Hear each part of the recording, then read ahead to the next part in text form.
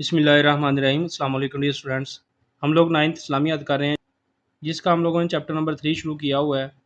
آج کی اس ویڈیو کے اندر ہم لوگ چیپٹر نمبر 3 کے ٹاپک نمبر 3 عام الوفود کی ایکسرسائز کمپلیٹ ڈسکس کریں گے۔ تو جو بچے چینل پہ نئے، وہ لازمی طور پہ چینل کو سبسکرائب کر لیں تاکہ نئی آنے والی ویڈیوز بآسانی آپ لوگوں تک پہنچ سکے۔ تو اسٹوڈنٹس، ایکسرسائز میں سب سے پہلے ہم لوگ اس کے MCQs کمپلیٹ کریں گے۔ نمبر 1 MCQs ہے عام الوفود سے مراد ہے۔ اس کا لفظ آنسر درست ہے وفود کا سال۔ نمبر 2، بنی تمیم کے سامنے نبی کریم خاتم النبیین صلی اللہ علیہ وسلم نے بطور خطیب کس شخصیت کو پیش کیا؟ تو اس کا آنسر بھی الف درست ہے، حضرت ثابت بن قیس رضی اللہ تعالی عنہ کو۔ نمبر 3، نبی کریم خاتم النبیین صلی اللہ علیہ وسلم کی خدمت میں حاضر ہونے والے وفود کو ٹھہرایا جاتا تھا۔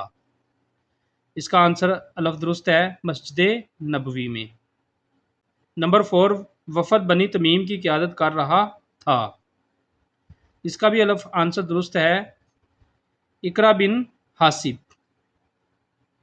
نمبر 5، وفد عبد القیس کے سردار اشج کی 2 نمایاں خوبیاں تھیں۔ تو اس کا بھی الف آنسر درست ہے، حلم اور وقار۔ ایکسرسائز میں کویسچن نمبر 2 ہے، مختصر جواب دیں۔ تو اس کا پہلا پارٹ ہے، نبی کریم خاتم النبیین صلی اللہ علیہ وآلہ وسلم نے عام الوفود میں مہمانوں کے ساتھ کس طرح عزت و اکرام کا معاملہ فرمایا؟ وضاحت کریں۔ تو اسٹوڈنٹ، شورٹ کویسچن نمبر 1 کے لیے آپ لوگ پیج نمبر 47 سے یہاں سے لے کے یہاں تک یاد کریں گے۔ نبی کریم خاتم النبیین صلی اللہ علیہ وسلم تمام وفود کے ساتھ ایسے حسن سلوک اور شفقت سے پیش آئے کہ وہ متاثر ہوئے بغیر نہ رہ سکے۔ اور کویسچن 1 کا بقیہ حصہ یہاں سے لے کے یہاں تک یاد کریں گے۔ نبی کریم خاتم النبیین صلی اللہ علیہ وسلم کی طرف سے ان وفود کو مسجد نبوی میں ٹھہرانا، ان کے استقبال اور قیام و طعام کا انتظام کرنا آپ خاتم النبیین صلی اللہ علیہ وسلم کے حسن انتظام اور کریمانہ اخلاق کی عمدہ مثالیں ہیں۔ نمبر 2 شارٹ کویسچن، وفود کی آمد نے جزیرۃ العرب میں اسلام کے پھیلاؤ میں کیا کردار ادا کیا اور اس کا کیا نتیجہ برآمد ہوا؟ تو اسٹوڈنٹ، شارٹ کویسچن نمبر 2 کے لیے آپ لوگ یہاں سے لے کے یہاں تک پیج نمبر 47 سے یاد کریں گے۔ 9 ہجری میں پورے عرب سے اتنی کثرت کے ساتھ وفود نبی کریم خاتم النبیین صلی اللہ علیہ وسلم کی خدمت اقدس میں حاضر ہوئے کہ اس سال کا نام ہی عام الوفود پڑ گیا۔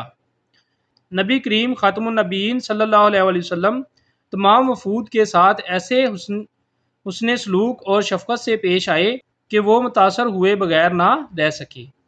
جن لوگوں کو قبول اسلام کی سعادت نصیب ہوئی، انہوں نے ایسے خلوص کے ساتھ اسلام کی تبلیغ کی کہ پورے کے پورے قبائل دائرہ اسلام میں داخل ہو گئے، یہاں تک کہ حجۃ الوداع کے موقع پر مسلمانوں کی تعداد 1 لاکھ سے تجاوز کر گئی۔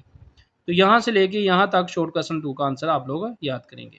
شارٹ کویسچن نمبر 3، وفد بنو تمیم کو بارگاہ رسالت میں حاضری کے وقت سکھائے گئے آداب میں سے کوئی سے 2 لکھیں۔ نمبر 3 شارٹ کویسچن کے لیے اسٹوڈنٹس آپ لوگ یہاں سے لے کے یہاں تک لکھیں گے، اپنی آواز کو نبی کریم خاتم النبیین صلی اللہ علیہ وآلہ وسلم کی آواز سے بلند نہ کرو۔ نبی خاتم النبیین صلی اللہ علیہ وآلہ وسلم کو یوں نہ پکارو جیسے آپس میں ایک دوسرے کو پکارتے ہو۔ تو یہاں سے یہاں تک آپ 3rd شارٹ کویسچن کا آنسر لکھیں گے۔ تو اسٹوڈنٹس، اس لیسن میں ایک ہی لانگ کویسچن دیا گیا ہے، وفد نجران کے بارگاہ رسالت میں حاضری کا احوال بیان کریں۔ تو اس لانگ کویسچن کا آنسر آپ لوگ یہاں سے لے کے یہاں تک یاد کریں گے، وفد نجران پیج نمبر 48 سے۔ یہ سارا چونکہ وفد نجران کے بارے میں پوچھا گیا ہے، تو اس لیے یہاں سے یہاں تک آپ لوگ وفد نجران کی جتنی بھی تفصیل دی گئی ہے یہ آپ لوگ اس لانگ کویسچن کے اندر کمپلیٹ کریں گے۔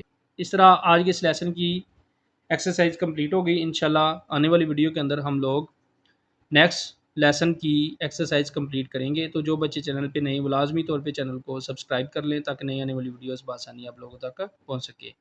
ویڈیو واچ کرنے کا بہت شکریہ، السلام علیکم۔